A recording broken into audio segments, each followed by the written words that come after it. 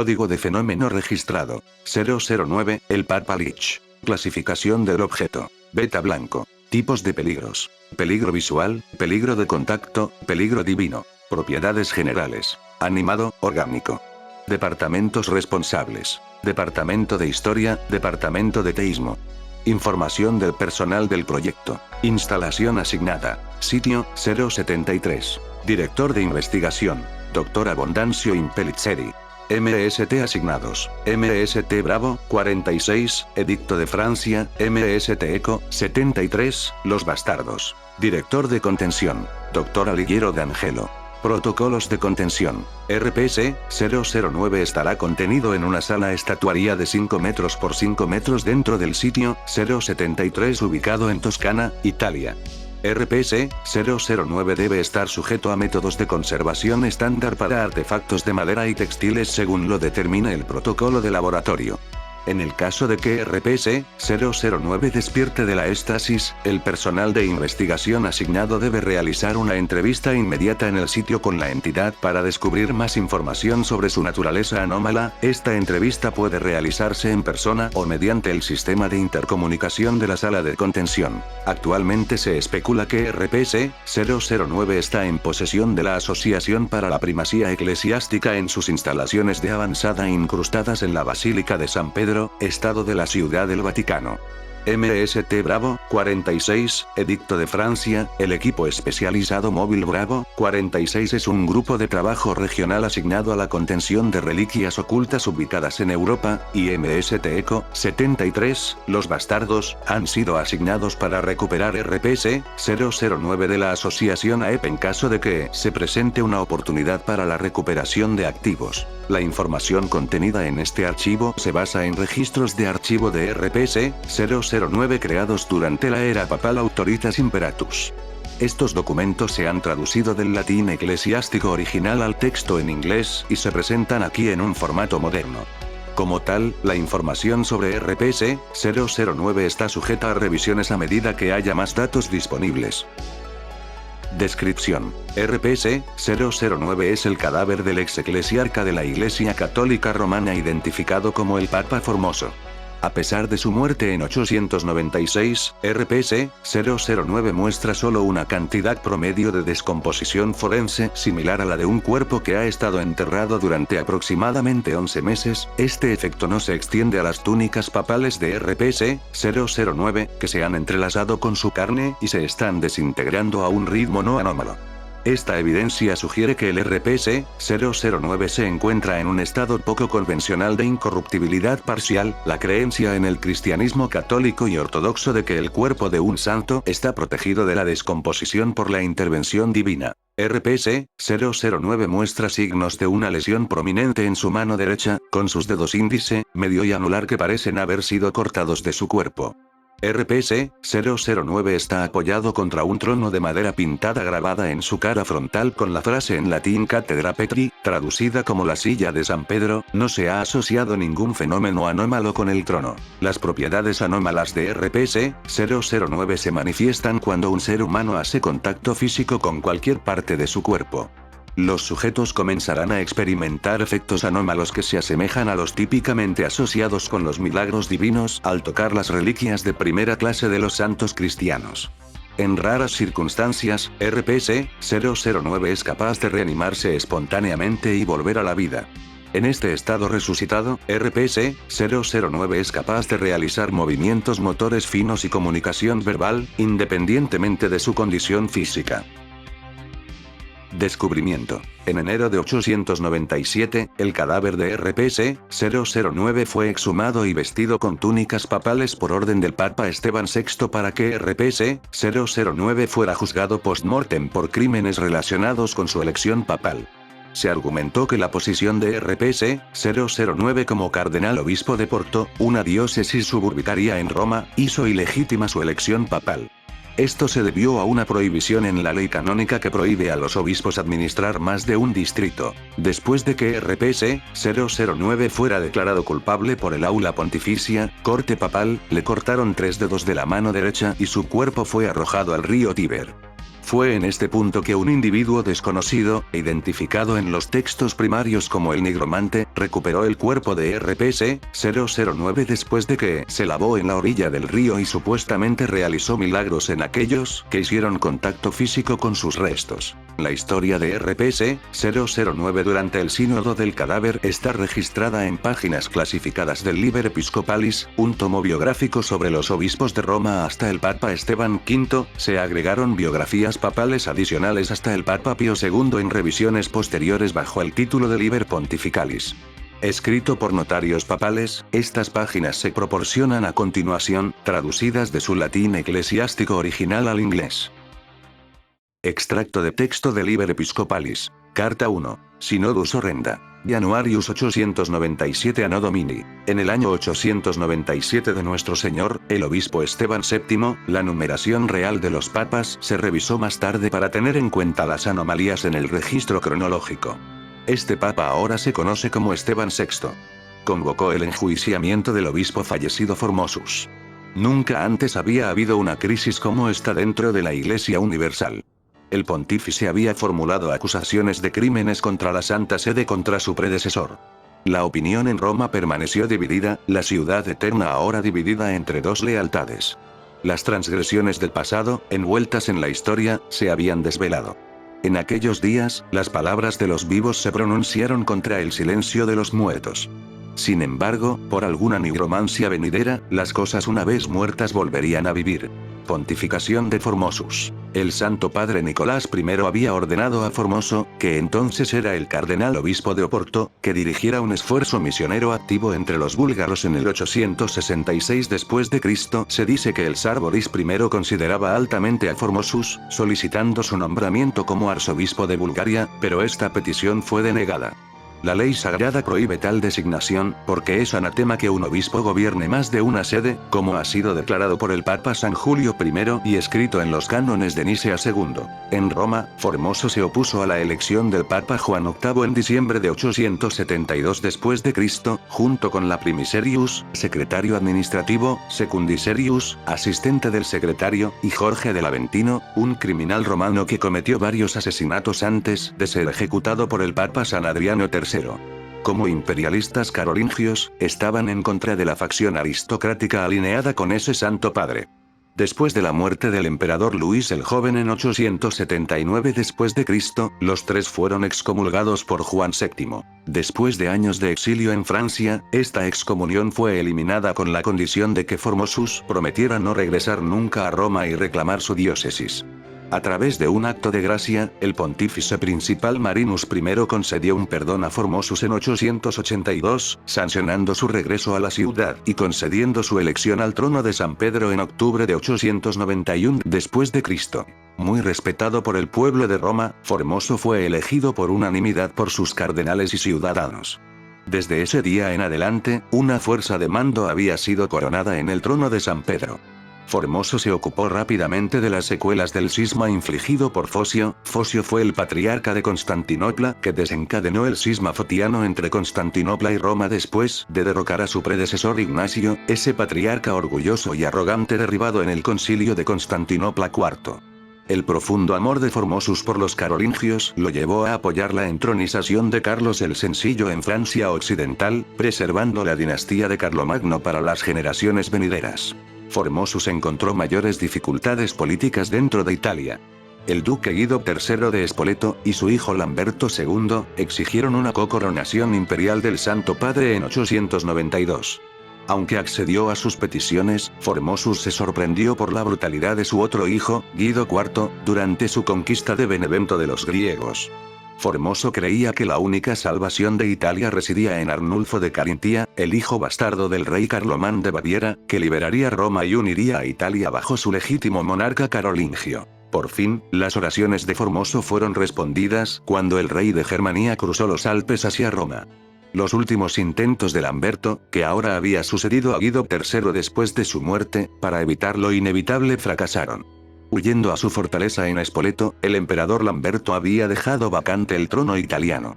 En febrero de 896 después de Cristo, el legítimo rey Arnulfo fue coronado por el vicario de Cristo, las ciudades de Dios y el hombre reunidas en una por nuestro Señor Todopoderoso. Con esta acción final, Formosus aseguró su legado en el mundo, descansando entonces en merecida paz. El sínodo de cadáver. En ese momento, un corrupto se apoderó del trono de San Pedro, incitado por los enemigos de los carolingios en Spoleto. Esteban VII, una vez designado por Formoso como cardenal obispo de Anagni, sancionó una tragedia que sobrevendría a la Iglesia Universal.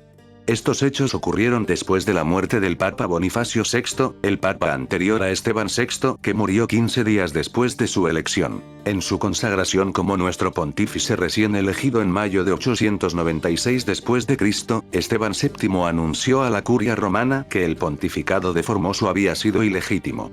Una onda de choque barrió el Iudices Palatini, jueces administrativos. ¿Cómo podría ser cierta tal acusación? Los cánones establecen que ningún hombre se convertirá en el comandante de dos sedes, sin embargo, Formosus ignoró estas prohibiciones. Parece que nada en la tierra podría frenar las ambiciones de este obispo pecador, ni siquiera las advertencias de nuestro padre Juan VIII. No se sorprenda ante estas acusaciones. Un hombre que forja amistades con personas como Jorge del Aventino no era alguien que debería haber confiado las llaves del apóstol. Pocos podían sondear el veneno de las declaraciones del pontífex sobre su predecesor. Nadie creyó lo que se ordenó a continuación. Desenterrar su cadáver de las tumbas sagradas y vestirlo ante Roma para ser juzgado por sus crímenes. Su santidad Formoso, merecedor del descanso eterno en el paraíso, fue devuelto al mundo. La tapa del ataúd de piedra se deslizó lejos de su base, el polvo antiguo brillando en la tenue luz de las catacumbas, despertando algo que debería haber quedado enterrado. Los soldados hicieron lo que se les dijo y subieron su cadáver a la superficie hasta el palacio de Letrán. He aquí el espectáculo sacrílego. El cuerpo de Formoso sentado en el trono papal vestido con sus túnicas pontificias. La carne oscurecida de su cadáver resaltaba a través de los colores vibrantes de su ropa real. Los ojos oscuros y hundidos miraban a la multitud de miembros del jurado reunidos, como si Formosus estuviera allí mirando. El cuerpo sentado sobre una réplica de la silla de nuestro santo apóstol no fue por reverencia sino por burla, como la corona de espinas alrededor de la cabeza de Cristo. El juicio se llevó a cabo como tal. Esteban VII procesará a Formosus, describiendo en profundidad la gravedad de los crímenes de Formosus. Algunos clérigos presentes sugirieron que, si se trataba de un juicio justo, a Formoso se le debería otorgar una representación digna de un padre santo. Se nombró defensor a un joven diácono y comenzó el juicio. Formosus, ¿por qué codiciaste el trono de la Iglesia Universal? ¿Fueron tus ambiciones tan desenfrenadas que ni siquiera los cánones sagrados impidieron tu decisión? Silencio. Sabes que esto es cierto. Desde el primer momento en que te nombraron obispo, deseaste la autoridad. Creías que el sabio pontífice Nicolás I se dejaría engañar por tu intento de ser nombrado arzobispo de los búlgaros. Él vio debajo de tu máscara, al igual que yo. Está escrito, por una razón, que ningún obispo será el señor de dos sedes, sin embargo, usted ignoró esto. De hecho, su propia elección está comprometida por esta prohibición. Explíquese ante el concilio. El diácono respondió en su nombre. Papa Esteban VII, no fui yo, sino el zar quien solicitó mi nombramiento. Vio en mí mi pasión y amor por el vicario de San Pedro, la roca sobre la que Cristo construyó su iglesia, el que entregó las llaves del reino de los cielos como obispo de Roma, defendía la Santa Sede contra el heresiarca en Constantinopla y sus misioneros que buscaban someternos en Illyricum, una provincia de Roma que anteriormente estaba bajo la jurisdicción religiosa del obispo de Roma antes de que el emperador bizantino León III la transfiriera al patriarca de Constantinopla. Nunca buscaría dañar el camino, la verdad y la vida preservada en la tierra en la esposa de Cristo. Esteban VII se burló de esta afirmación. Verdaderamente no hay acción más piadosa que huir de Roma con el tesoro, como lo que sucedió cuando huiste de nuestro predecesor Juan VII con Jorge del Aventino. El Papa San Adriano III trató con firmeza a ese hombre, como este sínodo hará contigo. A pesar de que se le advirtió que no regresara a Roma, abandonó la pretensión de lealtad al pontífice inmediatamente después de su muerte. ¿Quién lo absolvió de su juramento ese santo padre? Ningún poder por debajo de las esferas del paraíso puede imponer tal autoridad. De nuevo el diácono defendió el honor de Formoso. ¿No habéis leído los textos biográficos de los notarios? Mi historia queda al descubierto ante el juicio de este concilio. Porque no hay nada secreto que no se manifieste, ni oculte, que no se sepa. Papa Marinus, me perdoné de mis transgresiones. Hablar contra mis amigos es cometer una injusticia contra ellos, porque ¿quién va a juzgar sino solo Cristo? Sus pecados, como todos los pecados del penitente, pueden ser perdonados. Si los papas son el vicario de Cristo, seguramente este poder también nos fue otorgado. Uno podía sentir la consternación creciendo entre el jurado clerical. Esteban VII empezó a responder, pasión por rabia. Por supuesto que soy el vicario, pero me temo que tú no lo eres. Has violado leyes inviolables, porque ningún hombre antes había intentado convertirse en el sumo pontífice de toda la Iglesia de Roma desde las filas de un cardenal obispo. La elección es una farsa, una plaga en nuestra historia que necesita ser condenada. El diácono habló con fuerza. Pero Santo Padre, ¿no era también cardenal obispo antes de convertirse en obispo de Roma? En ese momento, el rostro estoico de Esteban VII se quebró ligeramente, revelando un matiz de miedo debajo. Mi elección fue diferente. Formoso me obligó a convertirme en cardenal obispo. Sabía que si yo era elegido después de él podría ocupar ese cargo en mi contra. Sin embargo, no reconoció que su pontificado era ilegítimo desde su origen. Por lo tanto, cualquier acción y orden que decretó desde la cátedra de San Pedro queda anulada. Ningún papa está por encima de nuestra ley canónica. A medida que las horas se convirtieron en días, el jurado empezó a preocuparse por el comportamiento de Esteban VII. Después de llamar a Formosus un conspirador, un estafador, un perjuro, un antipapá y varias otras profesiones de mala reputación, el juicio terminó. Suficiente. He declarado todos tus crímenes al jurado. Es hora de dejar que el Espíritu Santo actúe dentro de nosotros. La práctica en esos días era que el pontífex nombrara al cardenalato directamente de sus seguidores. No debería sorprender entonces que Formosus fuera declarado culpable. El pontífice dictó entonces un castigo más abominable. Corta los 3 dedos que se usan para los sellos y arroja su cadáver al río Tíber. De esta manera nadie volverá a saber el nombre de Formosus. Una atmósfera abatida cayó sobre Letrán. Aquellos que creían en la legitimidad de Formosus estaban desilusionados. A sus ojos, el único pontífice ilegítimo ese día fue Esteban VII. Vieron cómo el cuerpo de Formosus era destrozado, llevado a la cima de un puente y arrojado de cabeza a los rápidos que se precipitaban debajo. Su cuerpo golpeó el agua con un impacto terrible, como si en su lugar hubiera caído una roca 10 veces más grande y densa. Ese día, muchos se preguntaron si las puertas de San Pedro habían caído ante el diablo. El nigromante Formoso, el beato pontífice, había sido condenado, el cumplimiento de la Inquisición de Esteban VII y los duques de Spoleto. Es un mundo extraño en el que vivimos, con fuerzas extrañas en su interior. Es con gran temor que este escriba transmite los eventos de lo que sucedió después del horrendo sínodo, temeroso de esos poderes que Dios puso más allá de la comprensión de la raza humana. El cadáver de Formosus se precipitó río abajo, navegando a la deriva en la vía fluvial, como un capitán que se sumerge en el profundo abismo, arrojado desde su barco en un motín. Los detalles sobre la aparición del cuerpo en la costa siguen sin conocerse, aunque algunos dicen que el Tíber arrasó a Formosus en los islotes del delta de Ostia. Después de varios días, los ciudadanos habían encontrado al pontífice fallecido y lo habían llevado a una iglesia de la ciudad. Se rumorea que algunos de estos ciudadanos luego reportaron milagros después de manipular los huesos de Formosus. Un leproso que se había cruzado por primera vez con el pontífice notó de repente que las llagas de su cuerpo se curaron y su piel volvió a su tez natural. Una mujer cuya vista se había desvanecido hacía mucho tiempo vio que su visión volvía más grande de lo que había sido en su juventud. Incluso se dice que un bizantino que había huido de los sarracenos en Sicilia confesó ante el arzobispo su deseo de convertirse a nuestro rito latino después de llevar los restos de Formosus. No se puede determinar la veracidad de estos informes. Lo que se ha descubierto es que horas después de encontrar a Formosus un desconocido solicitó ver los huesos del pontífice, lo cual le fue concedido. Este hombre no proporcionó identidad y solo dijo que fue enviado para supervisar los restos. El arzobispo creía que el hombre era un legado romano, un representante de la Iglesia Católica Romana, otorgó ciertos poderes legales y religiosos, dejándolo así con el cuerpo. El arzobispo pidió a la Santa Sede que confirmara la identidad del hombre, pero la noticia de la aparición del cadáver de Formoso en Ostia se extendió como fuego por toda la población. Desde entonces, muchos se habían vuelto contra Esteban VII por sus atroces acciones en el juicio. Nadie conocía la identidad de este hombre, la certeza de que no fue enviado desde la iglesia de Roma. El palacio de Letrán envió rápidamente a varios soldados para recuperar el cuerpo. Aunque solo unos pocos conocen realmente el funcionamiento interno de ese ejército, muchos clérigos creían que Esteban VII envió las unidades él mismo, para haber terminado lo que había comenzado. Al viajar a Ostia, lo que esos soldados encontrarían era mucho más peligroso de lo que nadie en ese momento podría haber esperado.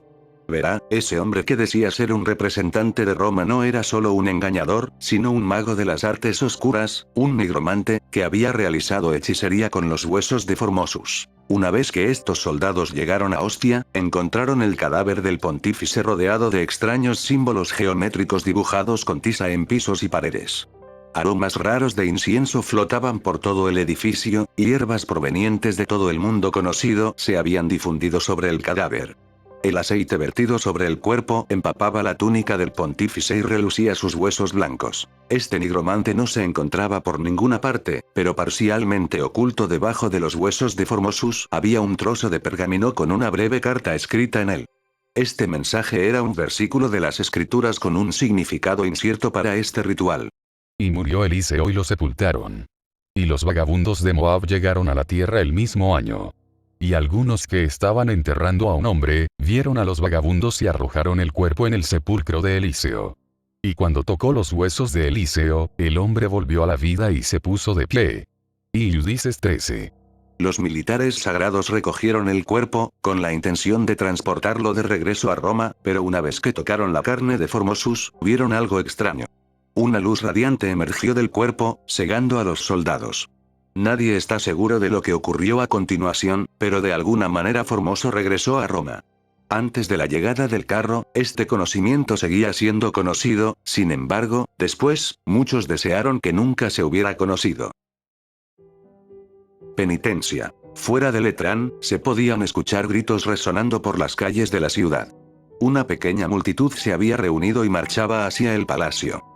En el centro de su procesión había un carro perteneciente a los soldados que habían viajado a Ostia, ahora regresando. Aquellos en la corte pontificia que vieron a la multitud reunida sabían que estaba sucediendo algo muy malo. Sentado en ese carro, junto a los soldados, había una figura que vestía túnicas brillantes. Cuando los alborotadores abrumaron a los guardias de Letrán, asaltando la entrada del palacio, se pudo identificar que esta figura era su santidad Formoso. Al principio, quienes vieron su rostro creyeron que la multitud estaba simplemente exhibiendo los restos de Formoso, como la procesión de una reliquia sagrada ante un pueblo pagano para limpiarlo de demonios. Esto no fue así, Formosus estaba vivo de nuevo. El caos estalló en el palacio, cuando los ciudadanos descontentos y el clero rodearon a Esteban VII y su séquito.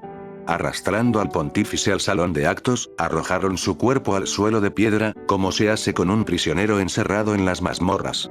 En ese momento, Esteban VII maldijo a la multitud por la violencia contra el vicario apostólico, condenándolos a muerte. Entonces llegó la muerte misma. Esteban. La tez de Esteban VII adquirió un tono pálido. He aquí que los muertos resucitan. Un terrible silencio envolvió la habitación. Como dijo el apóstol San Pablo, hay un cuerpo natural y hay un cuerpo espiritual. Yo soy el accidente, no la sustancia de Formoso. Me han llamado del reposo temporal y allí me senté esperando el juicio. Formosus señala el trono simulado con un dedo largo y huesudo. He conocido a los grandes santos nacidos antes que yo, y ahora conozco a los que aún no han nacido. Porque hay cientos de 10.000 asientos esperando a su maestro en la corte celestial. Allí he visto ejércitos de ángeles esperando el sonido de trompetas, y el día en que el Hijo regrese.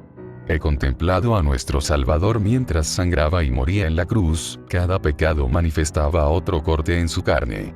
Mis pecados en la vida fueron mostrados ante mí, y aunque pensé que sería sentenciado a la miseria sin fin por toda la eternidad, por la gracia de Dios Todopoderoso, fui salvado por ese mayor amor divino.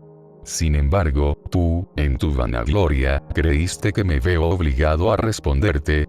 Eres inteligente para probarme después de la muerte, pero no te diste cuenta de que Dios puede resucitar incluso de entre los muertos. Si esto no fuera lo suficientemente pecaminoso, tú tuviste la depravación de profanar mi mano y tirar mi cadáver al río. No eres el vicario de Cristo sino el anticristo. Vuestra lealtad no es a la Iglesia de Roma, sino a los duques de Spoleto. Arrepentíos, porque llega la hora en que todos los que están en los sepulcros oirán la voz del Hijo de Dios.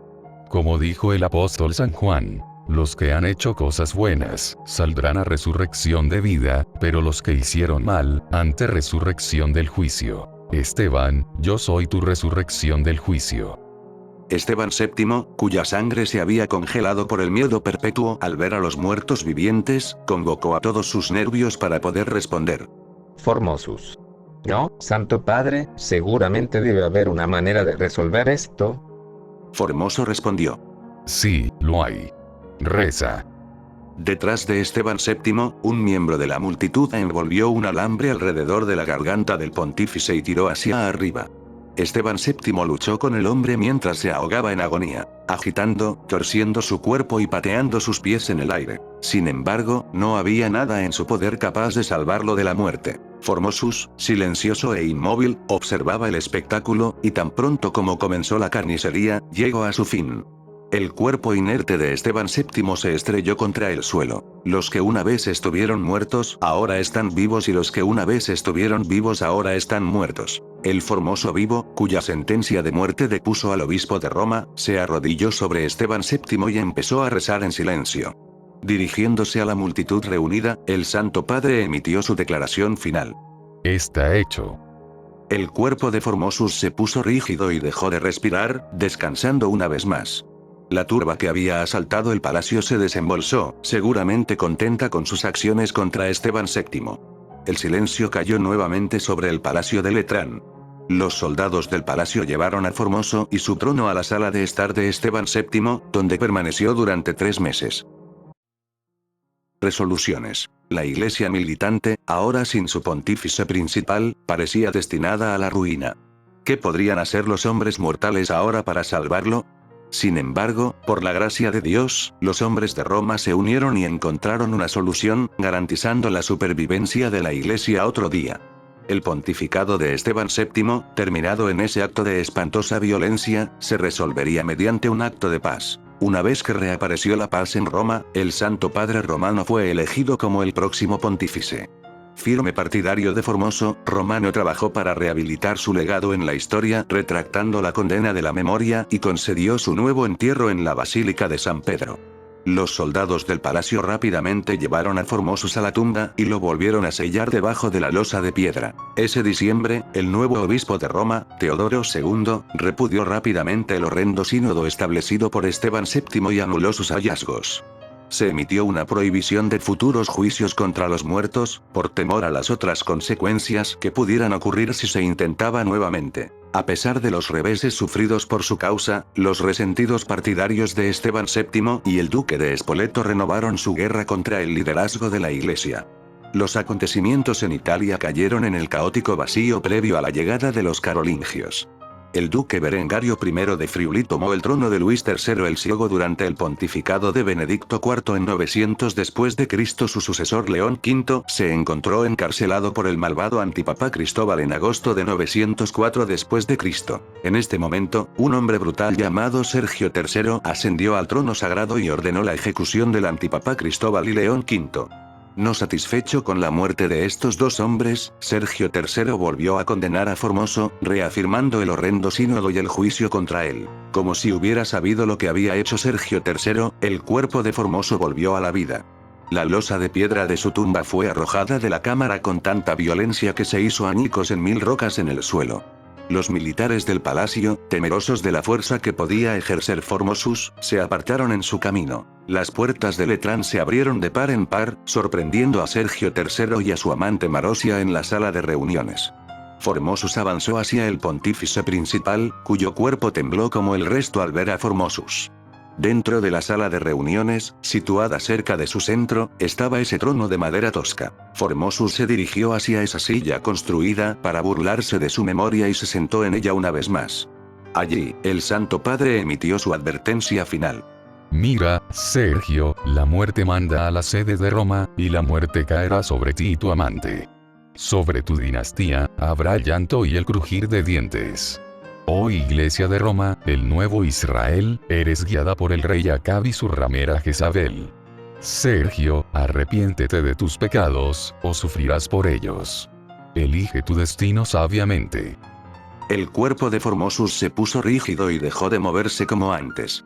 Pasado el impacto de su reaparición, Sergio III ordenó que Formoso y el simulacro de trono fueran sellados juntos en la habitación donde estaba su tumba, para que nadie confundiera al pontífice legítimo con el pontífice ilegítimo, como había hecho con León V y Cristóbal. Ahora se sabe que la espantosa advertencia de Formosus se hizo realidad. En abril de 911 después de Cristo, Sergio III murió y pocos en Roma lo lloraron. El pontífice Juan X, primo de la amante Marosia, murió asfixiado con una almohada en 928. El hijo de Marosia, Alberic III, arrojó a su propia madre a la cárcel donde murió en 935. El pontífice Juan XII, nieto de Marosia, cuya coronación del emperador Otón I en 962 puso fin a la unión carolingia con Roma, acaba de ser encontrado este año asesinado por el marido de su amante en el 964 después de Cristo. Los fieles pueden leer estas palabras y lamentarse por lo que ha sido de la Iglesia Universal. ¿Cómo pudo florecer tal pecado mortal en los corazones de esos obispos en la ciudad eterna de Roma? Aunque muchos consideran a Formosus un presagio del fin de los tiempos, este escriba no lo hace. Formoso, ese bendito padre, había sido elegido para regresar al mundo y advertirnos de nuestras transgresiones a Dios, como los grandes profetas de Israel. No pierdas la fe en que la promesa de Cristo a San Pedro fue abandonada, no lo ha sido y nunca lo será. Aunque el diablo gobierna a nuestro alrededor, Cristo todavía reina dentro de nosotros y la Santísima Madre vela por nosotros. Los santos que viven entre Dios Todopoderoso, intercediendo entre la creación y nuestro Creador, continúan orando por nuestra salvación. Recuerda la promesa eterna. Tú eres Pedro, y sobre esta roca edificaré mi iglesia, y las puertas del infierno no prevalecerán contra ella. En tiempos desesperados como estos, debemos aferrarnos profundamente a la promesa de que esta Iglesia Universal perdurará eternamente, y que esas fuerzas maliciosas, tanto del espíritu como de la carne, que prometen desolación no prevalecerán. Amén. Apéndice 01. Tras el entierro de RPS 009 en la Basílica de San Pedro, se cree que el recién formado Milite Sacra Laterani, el Sagrado Ejército del Palacio de Letrán, una ADI premoderna de los estados pontificios formada después de la incursión del Emirato Aglaví en Roma en 846, supervisó la protección de la cripta de RPS 009 durante los siglos siguientes. Después del Concilio de Vienne en 1312, estas responsabilidades fueron asignadas al Occulta Animigin Septum, Iniciativa Psicológica Oculta, una nueva organización anómala basada en el Palacio Apostólico. En 1216, en el Cuarto Concilio de Letrán, el Papa Inocencio III emitió una declaración autorizando a la Autoritas Ecclesiastica Prima, una rama de la Inquisición papal formada a partir de los restos de la Ordo Veri Crucis, una orden militar después de su excomunión por el saqueo de Constantinopla en 1204. Esta agencia se encargó de la adquisición y salvaguardia de anomalías cristianas, incluida la de RPS 009, junto con organizaciones anómalas que operan dentro de los estados pontificios. En 1456, tras la caída de Constantinopla, el Papa Calixto III emitió una bula papal que ordenaba el establecimiento de la Autoritas Imperatus Papal, una organización semi-independiente encargada de superar las divisiones políticas de Europa para combatir las crecientes incursiones otomanas en Europa. Es en este momento que los Autoritas documentaron a RPS 009. La Autoritas realizó varias pruebas con RPS 009 para determinar si alguna de sus habilidades descritas en el Liber Episcopalis todavía estaba activa, o si los eventos posteriores a la Saeculum Obscurum, una frase que se refiere a la Edad Oscura papal, cuando el papado fue disputado por facciones rivales entre la nobleza romana, en particular la dinastía Teofilacto de Tusculum, había neutralizado la anomalía. Aunque los investigadores no pudieron activar la habilidad secundaria de RPS 009, varios sujetos experimentaron efectos anómalos similares a los descritos en el texto y asociados con reliquias santificadas. Santísimo Padre Calixto III, Obispo de Roma, Sumo Pontífice, Siervo de los Siervos de Dios, para un recuerdo eterno. Los autoristas han concluido las pruebas con la anomalía Supernaturales 897. Se han hecho grandes descubrimientos con respecto al cadáver de este Santo Padre. Descubrimos que los cristianos con una creencia profesada en el catolicismo romano oriental experimentaron eventos sobrenaturales asociados con esos milagros divinos que los fieles reciben al tocar reliquias santificadas. Esto ha incluido curación de dolencias o lesiones físicas, estabilidad psicológica y emocional, contestación de oraciones personales, convicciones religiosas renovadas, visiones místicas. A pesar de la naturaleza beneficiosa de estos poderes, sigo profundamente preocupado por esta anomalía. Repasemos los hechos. A nuestro entender, este Santo Padre era un hombre corriente, al que se le había concedido una extraordinaria responsabilidad como pontífice principal. Incluso durante el horrendo sínodo, no ocurrió nada sobrenatural, excepto la inmoralidad ilimitada del Papa Esteban VII pidiendo este juicio. Solo después de que se encontró el cuerpo sucedió algo inusual. El arzobispo de Ostia permitió que un desconocido accediera al cadáver. Cuando fue localizado por el sacro militar del Palacio de Letrán, el precursor de nuestra organización hermana la Iniciativa Psicológica Oculta, el cadáver cobró vida. La nigromancia, el oscuro arte de revivir a los muertos, ciertamente debe haber ocurrido aquí. Explicaría las hierbas, los aceites y el incienso. Las intenciones del nigromante también se desconocen. Algunos dicen que hay otras explicaciones, que quizás la anomalía nunca volvió a la vida y los escribas simplemente estaban exagerando esta historia. Esto es dudoso. ¿Qué beneficios obtiene al amplificar un evento que ya es de mala reputación? A los Frantisei 22 no se les ocurrió una historia mejor que esta. Otros dicen que quizás el pontífice nunca murió. A estas personas, les pregunto qué hombre conoces que pueda sobrevivir 11 meses enterrado debajo de una tumba, privado de comida y bebida. Incluso entonces, seguramente nadie podría mantener el silencio en la agonía de que le corten los dedos o se ahoguen en el río Tíber. Por último, algunos dicen que esta resurrección podría haber sido un milagro divino, pero esta teoría es tan defectuosa como el resto. Cuando los santos devuelven la vida a los muertos, no importa cuán deteriorada esté la carne de su cuerpo, siempre conservan la belleza de sus mejores años. Sin embargo, la anomalía no parecía como era antes de su muerte, sino como un esqueleto. En segundo lugar, cuando los muertos resucitan en justicia, su cuerpo y alma regresan juntos. Sin embargo, en el caso de esta anomalía, afirma que él es el accidente, no la sustancia de Formosus, un cuerpo sin alma. Incluso lo llamaron la muerte misma. ¿Te suena esto como un milagro? ¿Qué Santo Padre permitiría que sus sucesores fueran asesinados por las turbas de Roma, o condenaría a muerte a los descendientes de toda una dinastía? Ninguno regresó por el espíritu de justicia, sino por el espíritu de venganza. Hay una razón por la que este pontífice nunca fue canonizado como santo, ni siquiera por sus sucesores que lo apoyaron. Creo que este nigromante, sin duda un partidario de la anomalía, usó el cuerpo del pontífice para convertirlo en un sirviente para su propia venganza contra el obispo de Roma. Por lo tanto, he llegado a la conclusión de que las habilidades sobrenaturales de este cadáver no son producto de la intercesión sino de la hechicería. Dejemos esta anomalía sellada en su cámara de reposo, enterrada con la historia de esta vergonzosa era del papado. Padre Vittorio Violante.